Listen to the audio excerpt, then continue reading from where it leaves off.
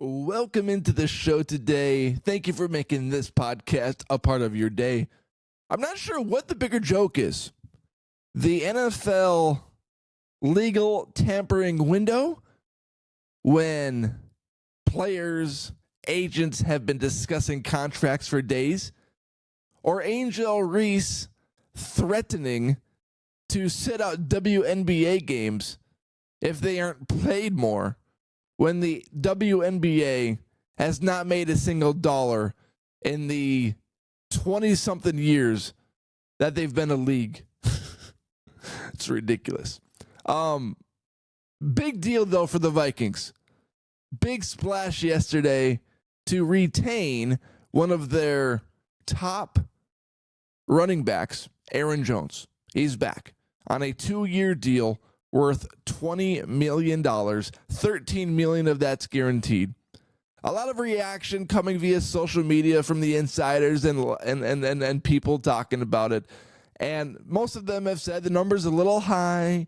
I'm surprised it's $13 million guaranteed. But to me, the number doesn't really bother me.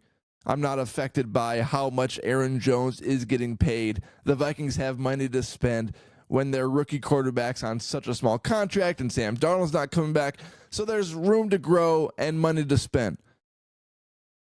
Because having Aaron Jones on the Vikings roster next year is going to be an integral part of the Vikings winning football games and an integral part of the development of J.J. McCarthy.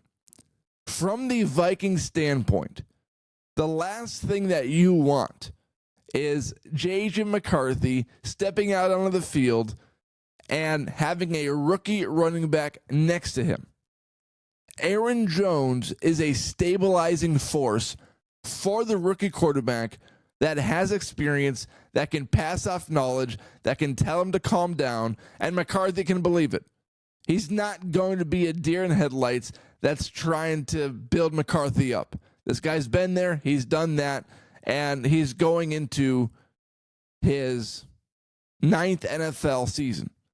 So there's lots of experience there. So from the Vikings standpoint, that's priority number one, is having a guy that's a stabilizing force, that's also a good player, that was healthy last season, played in every single game for the first time in 2 years. And that's really another annoying part about the reputation behind Jones. Because you look at his career, and going into the Vikings, everyone's like, oh, his injury history, oh my gosh, like, should we be concerned that he's going to play? He's getting up there in age. He was 30 years old last year. And you look at his history with the Packers. 2 years ago, he played every game. Last year, he played 11 games, so he missed a few. 4 years ago, he played 15 games of 16. 5 years ago, he played 14 games of 16 games. 2019, he played all of 16 games. So this reputation about Aaron Jones having an injury history really isn't accurate at all. Yeah, he missed a few games in 2023. 5 games or 6 games. But 2022, he played every game. 2021, he only missed 1. 2020, he only missed 2. 2019, he missed 0. And last year for the Vikings, he missed 0. And he had his best overall rushing season in terms of yards and his second best receiving season in terms of yards. He rushed for 1,138 yards last year for the Vikings. And he caught 408 passes worth of yards. And he caught 51 passes for 408 yards. Aaron Jones is the type of back that's best for McCarthy. Because if he's having a wild possession, the Vikings can calm it down and rush it. But if McCarthy's feeling himself, Aaron Jones has shown a history throughout his entire career that he can catch passes out of the backfield. And that is a very valuable asset if you are the Vikings and Kevin O'Connell when you are putting in McCarthy for the first time in his career. He is the stabilizing force the Vikings need. Additionally, the Vikings have the lowest draft capital entering the NFL draft. Now, they could trade down and acquire some more second-round picks or whatever the case may be.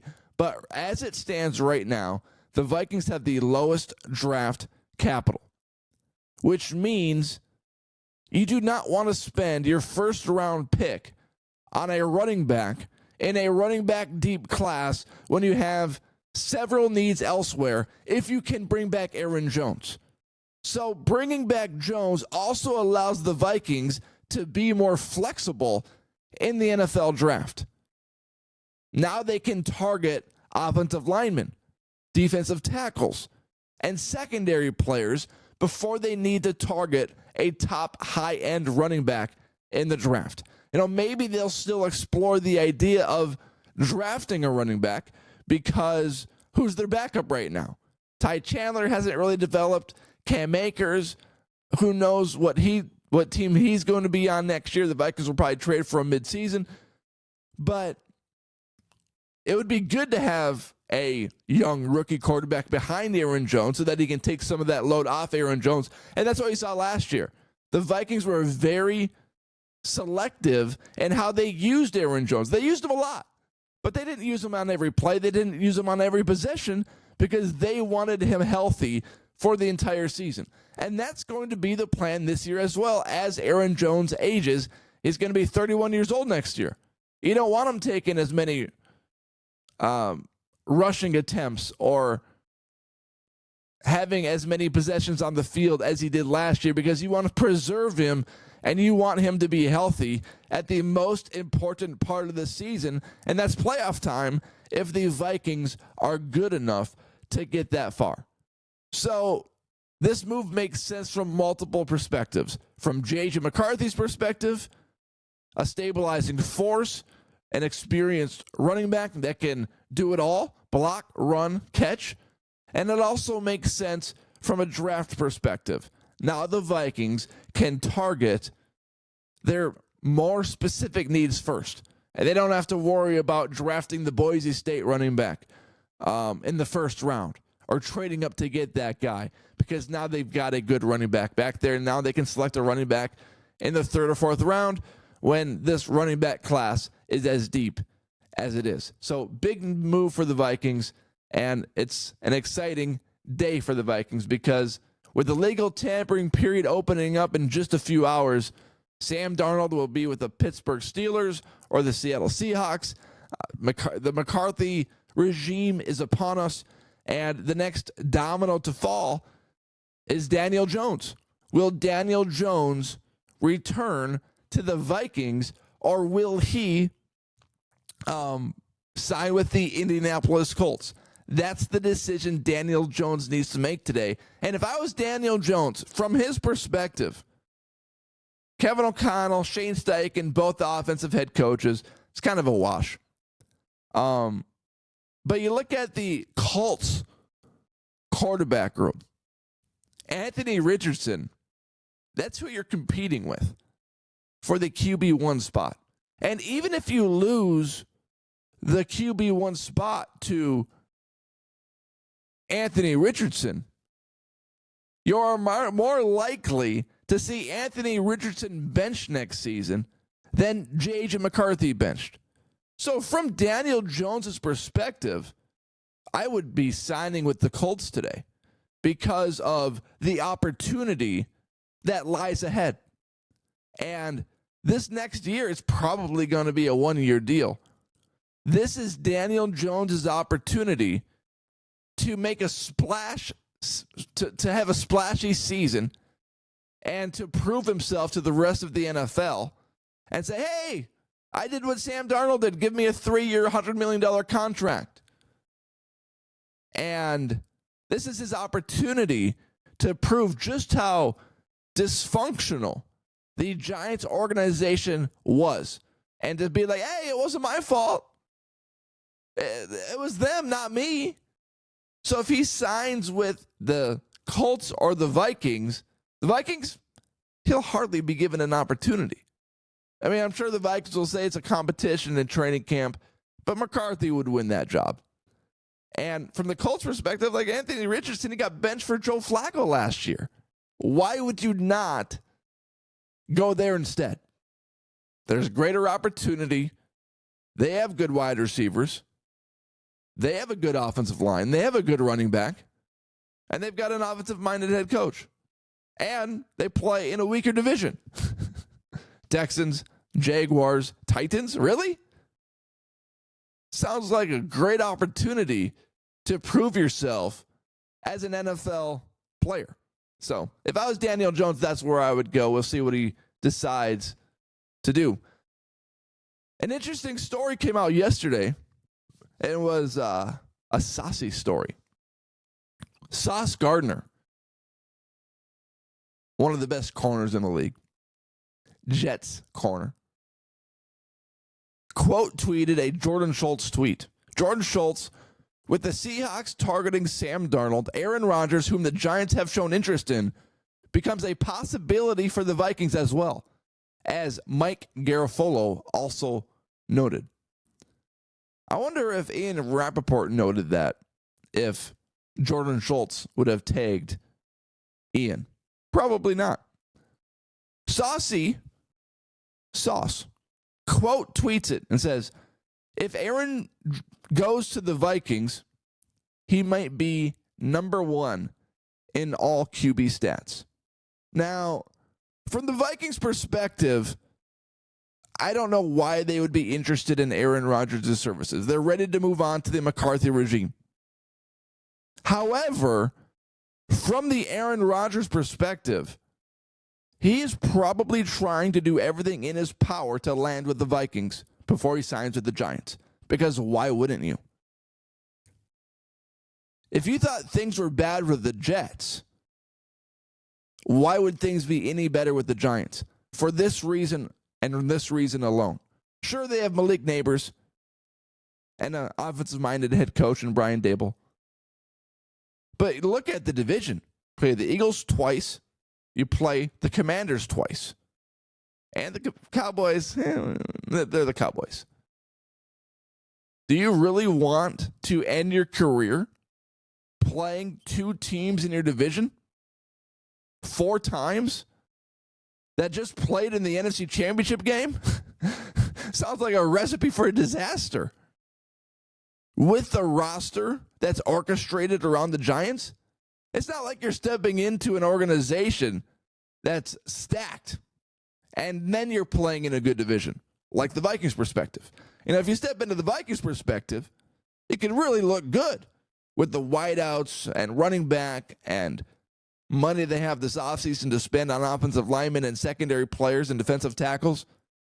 If you're Aaron Rodgers, you are doing everything in your power to land with the Vikings because of the roster, because the Giants stink, because of the division that both of those teams play in. Yeah, the Vikings play in a great division and everyone's just getting better.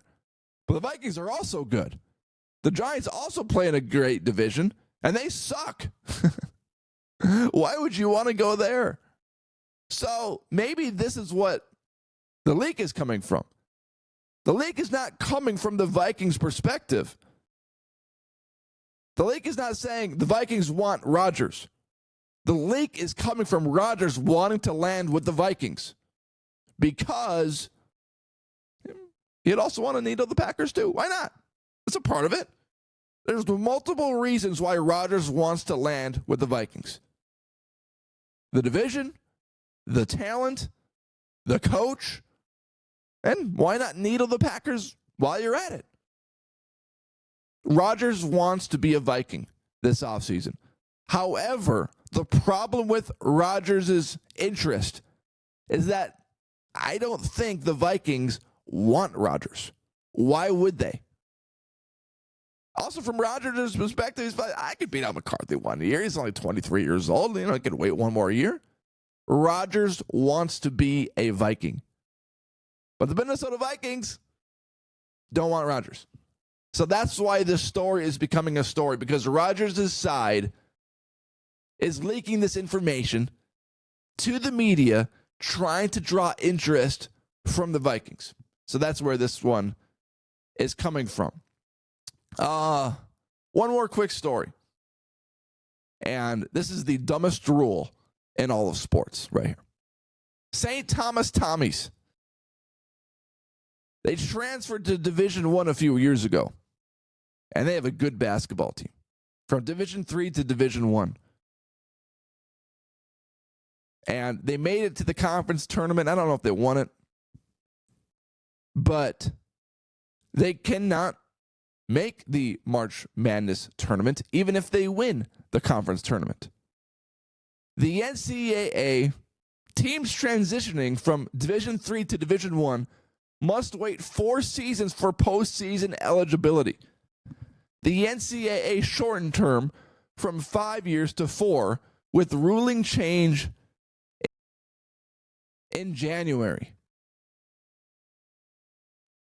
Why is this a rule? St. Thomas will be eligible next season if they reach all requirements by June. So you're going to take a team that is being willing to join Division I from Division III. And regardless of how good they are, they're climbing uphill. They have every disadvantage in the world. Regardless of how good they are, you are going to force them to wait 4 years to make the March Madness tournament. Why would it be an appeal to programs that are kind of on the hinge of like, should we go Division I or should we stay Division III? What is the motivation to go Division I if you have to wait years and years to be eligible for the March Madness tournament?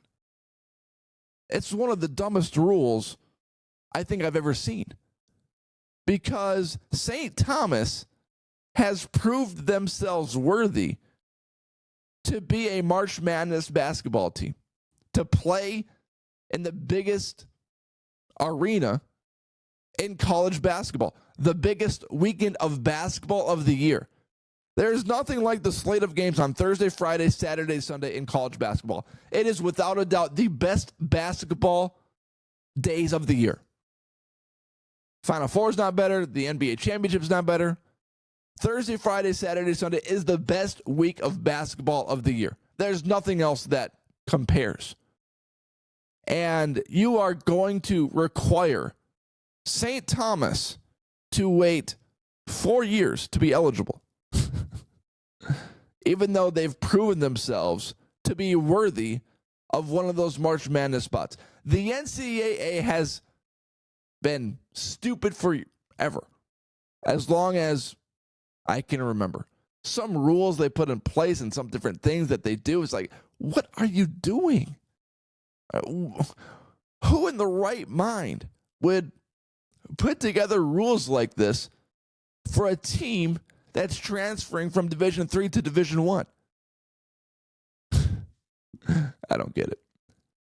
You know, the Minnesota State High School League and the NCAA are two of the dumbest organizations I think I've ever seen, based on decision-making that they make, the rules that they put in place, and the restrictions and the requirements to do certain things. Those two are right now, those two organizations are right now in a running for the dumbest organizations in sports. It's stupid. St. Thomas deserves to be there. And they got to wait another year. All right, everyone, thank you for watching this episode and for making this podcast a part of your day. Touched on a little bit of everything. Thank you for watching. Hit that subscribe button, and we'll talk to you tomorrow.